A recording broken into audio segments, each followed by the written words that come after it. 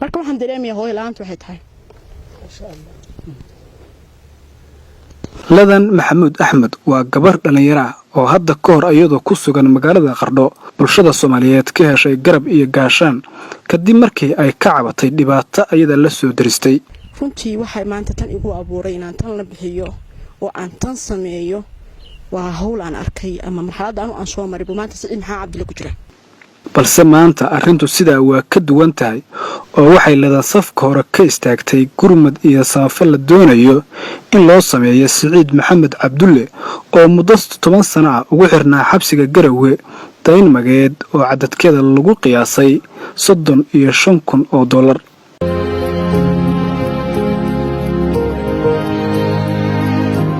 waxaana booskii kaliya ah ee ay ku lahayd Garowe ku wareejisay Saciid Maxamed Cabdulle oo xabsiga Garowe muddo 10 sano ah wehel ahaa waxaanu joognaa duleedka magaalada Garowe buurta neeg ayaanu joognaa halkan maanta waxa ku sugan Sheekh Yaasiin oo kamid ah culimada Puntland iyo ladan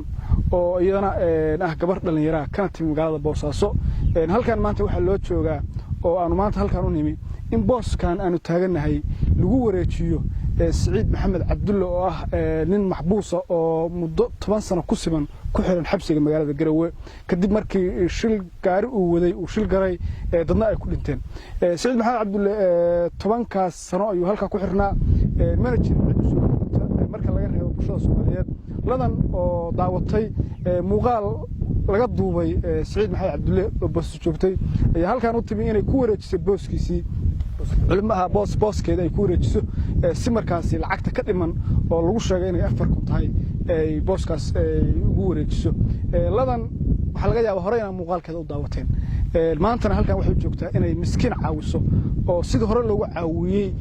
dhibta mataqaana ay dareentay dawladna ay qof miskiin caawiso waxaan anigoo ah ladan maxamuud axmed waxaan halkan ka salaamayaa ummadda islaamka waxaan leeyahay ramadaan kariim waa maalin khayr waa fadligeeda wadata inaad adoo dhalinyaro ah oo gabar maanta aad ogaato sadaqadu waxay tahay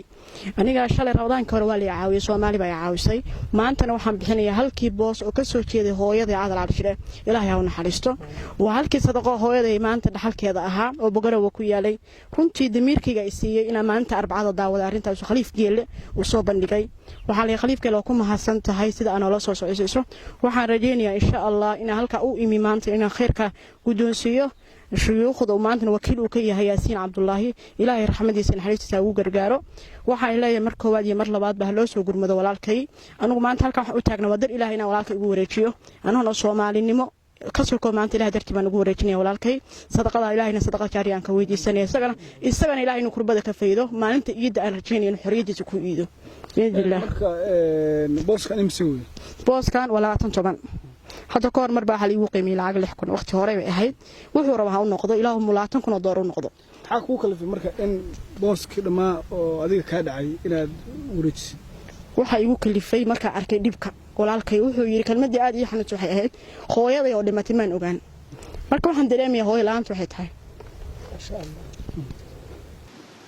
ladan oo taageerida soo deynta maxbuus Saciid Maxamed Cabdulle darteed uga soo socdaashay magaalada Boosaaso waxay maanta hantideedii dhulka ahayd ee ay ku lahayd Garowe farta ka saartay Saciid oo ay wakiil ka yihiin qaar ka mid ah culimada Puntland kuwaas oo ku hawlan sidii xabsiga looga sii deyn lahaa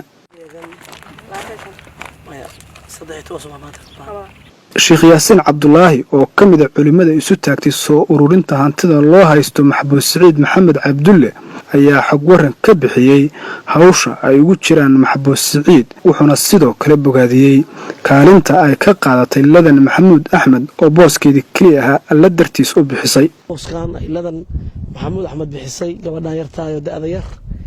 waxay ku ugu deeqday booskan Saciid Maxamed Cabdulle oo maxbuuskii 35,000 loo haystay ahaa kadib markii in badan oo kamid ah magihii loo dhaafay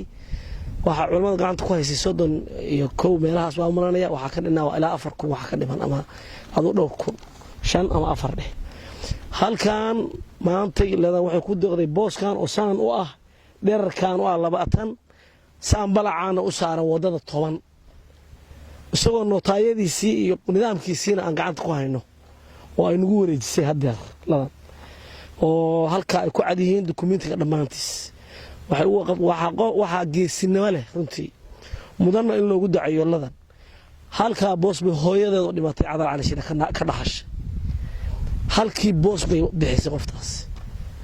hooyadeed u sadaqaysay iyada ruuxeedu way dareemaysaayo hooyada xaggiisa iyo xanuunka ay lahayd iyo waatan ay la ooyeyso haddeer intaa waxaa dheer iyada ruuxeedu waxay sheegtay in loo gurmaday ramadaankiisa kale intaasoo dhan munaasabad gaar ay leedahay waxaan leenahay ladan allah barakeeyo ilaahi subxaana wa tacaala gabadha dhalinyarta diintiisa ha ku hanuuniyo iimaanka ha ugu quweeyo ha ugu adkeeyo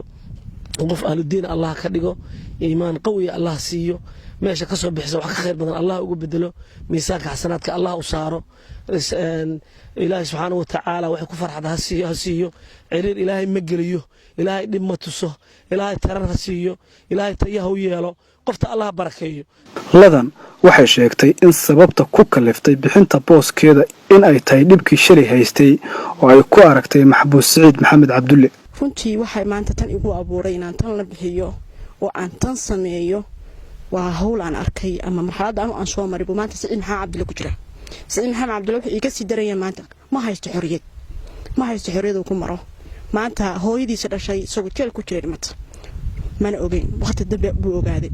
taas darankeeda xaqiiqatan maanta arbacada anoo gurigeyga dhex fadhiya baan daawaday kowde khaliifkeena la soo hadlay khaliifkeena waxaan ku risaa jirta Sheekh Maxamed Xaaji Yuusuf isagan ilaahay dambigiisa dhaaf lambarkiisa waa wacay uu iigli way xaqiiqatan kadib wuxuu soo siiyay Sheekh Mukhtaar lambarkiisa xafidahullah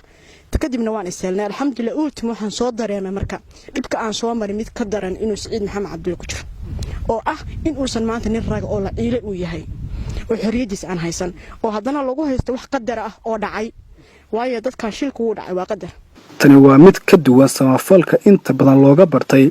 in ay sadaqa u bixiyaan dadka ladan ama hantilayaasha waxaana sawir ka bixinaysaa ladan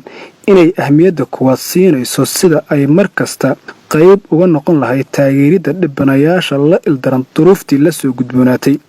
taasi oo ay ku sababaysay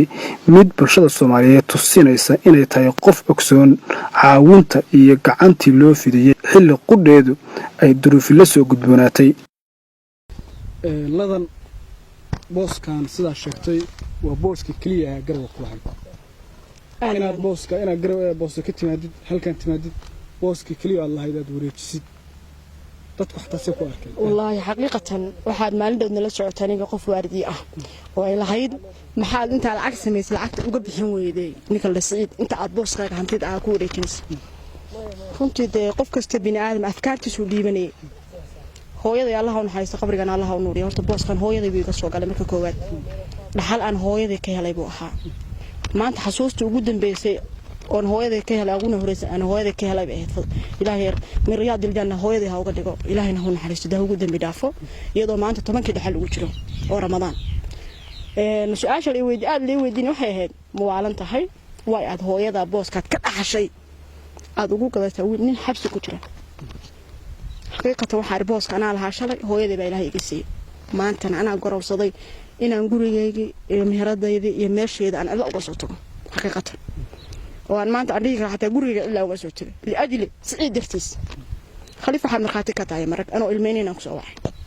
Sheekh Mukhtaarna waa ka marxaati maxaa la ilmeynay waa dareen qalbigayga ah Siciid ma aqoon uma lahayn laakiin waxa ay damqay dhibaatada shalay social media ay keentay baasagana keentay ya shalay social media maxaan ay keenay dabcan dib aan dareemay alxamdulillah ilaahay baa iga fayday ilaahayna Soomaali buu igu soo dhiibay rizq ilaahay meel buu ka siiyaa meeshu kuugu talagalna ku soo maraa alxamdulillah saasay maanta waxa anu qarwaqsan waaye inuu isaguna ku jiro xabsi anigana aan gurigayga raaxa ku seexdo dimirkaygu uu siin waaye islaamnimo ay siin waaye Soomaalinimo ay siin waaye gabarnimo laakiin alxamdulillah Allah uu waafajiyay inaan maanta halkii hanti aan garow kula aan bixiyo oo wallahi booskan bas baa kula garow booskaas wallahi kula alxamdulillah maanta gacantaydu waa ka wareegay min janna habu ilaahay ka rajeynay inaan ka helo min riyaad aljanna hooyadina ilaahay ka siiyo marka waxaan leeyahay aan isku kacno marka aan iskarab qabanno oo iskarab istaagna baa wax noqonaynaa marka walaalkeena baahan u dhibrina baa wax noqonaynaa boosas halka uga timid ha wallahi boosas halka waa hatta dhar masooqad alaab masooqad waxa ay khamiista oo ku beegaya insha Allah subax khamiista baxaya ilaahay waxa fadligiis inaan Siciid Cabdullaahi Maxamed Cabdullaahi ugu tago jeelka marka aan ku Siciid Maxamed Cabdullaahi qof ku melihi laakiin waxaan kugu wareejiyay hantideedii garow ku taalay aan indhihiisa ka hub oohin farxadeed taasna waa alxamdulillah waa nimco ilaahay ugu talagalay nimcada qofku doono ilaahay siiya waan ku baraarugsanaa ilaahay bariisaqada ay siiyay inaanan ku caasinin inaan jeclahay meesha ilaahay ugu talagalay inaan ku bixiyo